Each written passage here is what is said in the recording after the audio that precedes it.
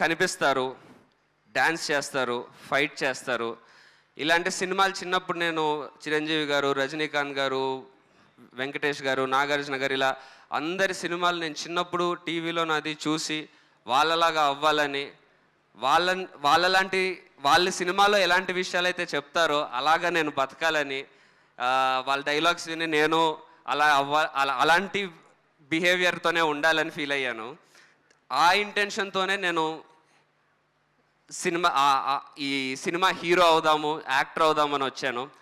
అప్పుడు మా పేరెంట్స్ వల్ల, అజయ్ వల్ల RX100 అనే గిఫ్ట్ వచ్చింది, ఒక బ్రేక్ వచ్చింది. కానీ నేను ఏదైతే హీరో అని చెప్తూ వచ్చానో, ఆ హీరో అని అనుకున్నానో, ఆ హీరో నేను అవ్వలేదని నాకు తెలుసు అప్పుడు.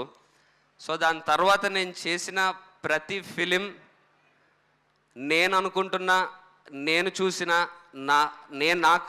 నన్ను నేను చూసుకోవాలనుకుంటున్న హీరో అవ్వడానికి ప్రయత్నించాను. అందుకే తర్వాత ఈ ఇనీషియల్లీ RX100లో ఎమోషన్ ఎంత రీచ్ అయినా ఆ సినిమాలో ఉన్న మిగతా ఎలిమెంట్స్ ఏవైనా సరే ఇంకెందుకు చెప్పేస్తా. ఆ సినిమాలో ఒక కిస్ సీన్స్ ఎక్కువ ఉన్నాయి, ఇలాంటివి ఉన్నాయి అన్నప్పుడు లేదు, నన్ను చూసిన ఒక పిల్లోడు ఇన్స్పైర్ అవ్వాలి, కానీ అది ఓన్లీ యూత్కి మాత్రమే ఉండకూడదు. నేను చిన్నప్పుడు ఎలా చూశానో నన్ను ఒకరు అలా చూడాలన్న ఇంటెన్షన్తో RX100 హీరో అని నన్ను ఎంత అంటున్నా నేను అది గర్వంగా ఫీల్ అయినా, అది ఎప్పుడు నేను RX100 హీరోని నా మనసుకి నేను అడాప్ట్ చేసుకోలేదు దాన్ని. ఓకే, వెరీ గుడ్, దీని నుంచి మనం ఏం చేయగలుగుతామని నేను చెప్పి దానికి మార్చుకోవడానికి ట్రై చేశాను. నేను చూసిన హీరోస్ లాగా నేను చేయాలి అని ఆ డైరెక్షన్లో మార్చుకోవడానికి ట్రై చేశాను. అందులో ఆబ్వియస్లీ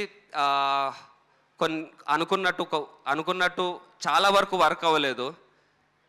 కానీ నేను నమ్ముకున్న, నేను అవుదాం అనుకున్న, నేను చూసిన సినిమానే చేద్దామనే దానికే స్టిక్ అయి ఉన్నాను.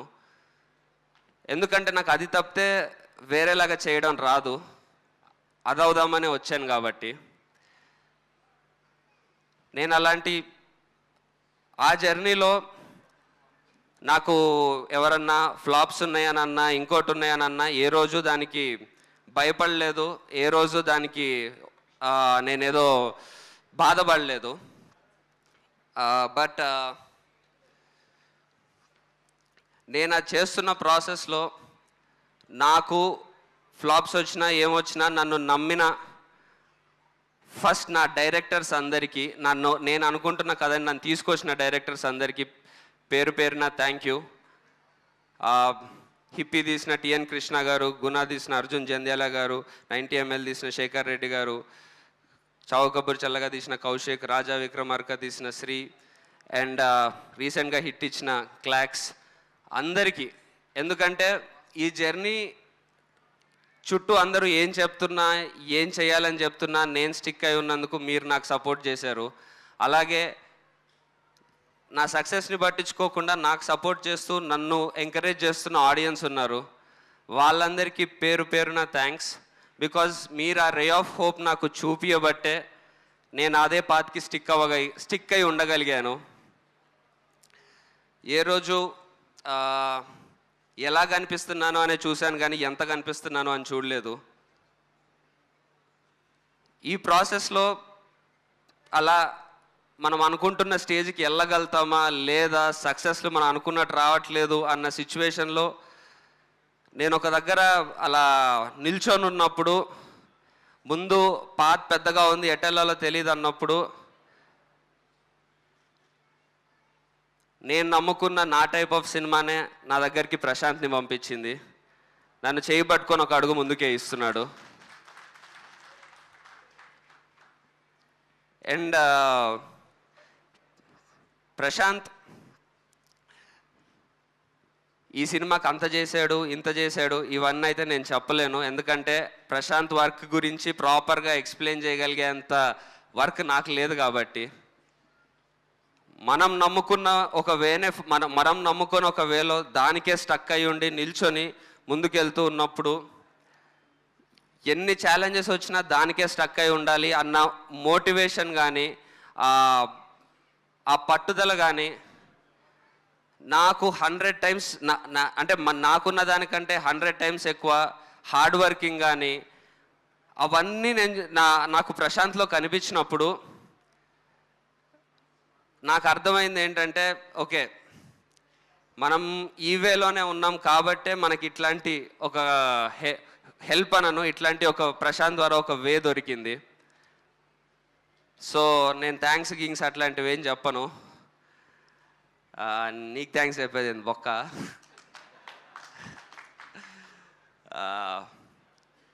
బట్ అంతే, నీ గురించి అంతే అయిపోయింది. సో ఇందాక చెప్తున్నట్టు నేను దీన్నే నమ్ముకొని ఒక సినిమా చేద్దాము అన్నప్పుడు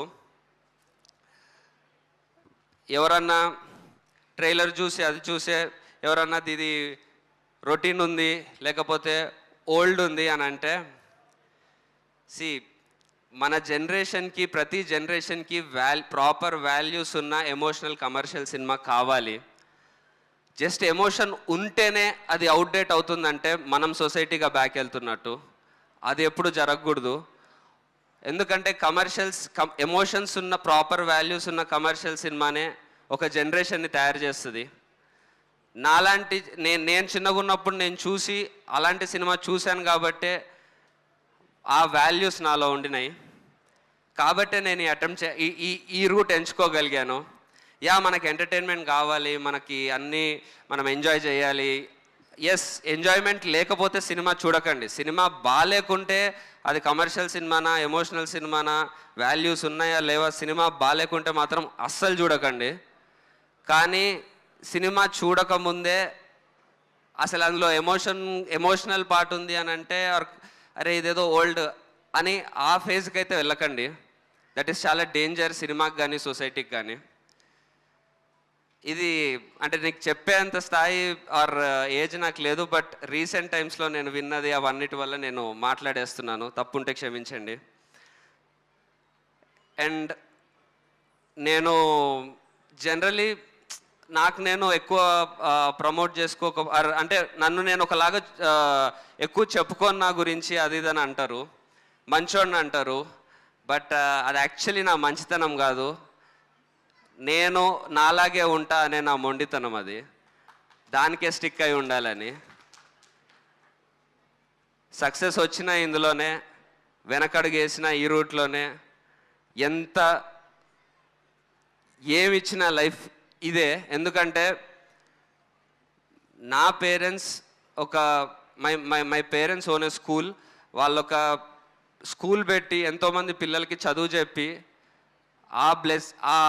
ఆ ఫీజులతో ఆ పేరెంట్స్ ఇచ్చిన బ్లెస్సింగ్స్తో నేను తిన్నాను. నాకు డబ్బులు వచ్చినాయి. నేను హీరోని అవ్వగలిగాను. నేను కానీ మా అక్క కానీ అలానే ఆ బ్లెస్సింగ్స్తో ఉన్న డబ్బులతోనే పెరిగాము. ఇప్పుడు మా అక్క పిల్లలైనా సరే, మా బావ అక్కడ ఎంతోమంది చిన్నపిల్లలకి డాక్టర్ తను. సో ఆ బ్లెస్సింగ్స్తో మా అక్క పిల్లలు పెరుగుతారు. ఇప్పుడు నాకు పెళ్ళయింది, రేపొద్దున నాకు పిల్లలు ఉంటారు. వాళ్ళు కంపల్సరీ నేను నమ్ముకొని ఒక సొసైటీకి హెల్ప్ఫుల్ అయ్యే థింగ్, ఒక నిజాయితీగా పనిచేసిన థింగ్తోనే రేపొద్దున నాకు పిల్లలు ఉంటే నేను వాళ్ళకు ఫుడ్ పెట్టాలి. ఈ రీజన్కైనా సరే నేను ఇదే చేస్తాను. బికాస్ ఒకవేళ నేను చెయ్యలేకపోయినా మా పేరెంట్స్ ఉన్నారు, నేను బతికేస్తా. బట్ ఇదే చేస్తా, ఈ వేనే ఫాలో అవుతా. ఇది నేను యాక్చువల్లీ సక్సెస్ మీట్లో చెప్దాం అనుకున్నాను. బట్ సక్సెస్ తర్వాత వీడికి పొగరు ఎక్కువైంది కాబట్టి ఇట్లా మాట్లాడతారని అనుకుంటారని సక్సెస్కి 2 రోజుల ముందు చెప్తున్నాను.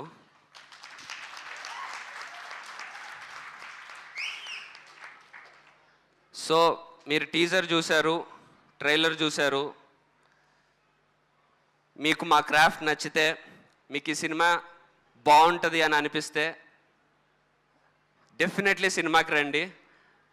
మీకు అది నచ్చి మీరు వచ్చి కూర్చుంటే మాత్రం మీ టైంకి, మీ వాల్యూకి, మీ టైంకి, మీ మనీకి, మీ మూడ్కి 100% వాల్యూ ఇస్తాము. ఒక్క సెకండ్ కూడా మీ మూడ్ చెడిపోదు, మీరు ఇంటికి మైండ్ ఖరాబ్ అయి వెళ్ళరు. మమ్మల్ని బ్లెస్ చేసి మాకొక భరోసా ఇచ్చి వెళ్తారు డెఫినెట్లీ. సో మీకు అంత రెస్పెక్ట్ ఇచ్చి మేము సినిమా చేసాము, ఆ రెస్పెక్ట్ మీ నుంచి కోరుకుంటున్నాము అంతే. సో యా, May 31st బజే Vayuvegam in theatres. May 31st తర్వాత మనందరికీ లైఫ్ మారబోతుంది. మనందరికంటే మన టీం అందరికీ. శర్వాన్ ఉన్నారు, నాకు కొంచెం ఇబ్బందిగా ఉంది అందుకే ఇలాంటి మాటలు మాట్లాడడానికి. అయ్యో, మీకు రన్ రాజారాన్ దగ్గరే అయిపోయింది. సో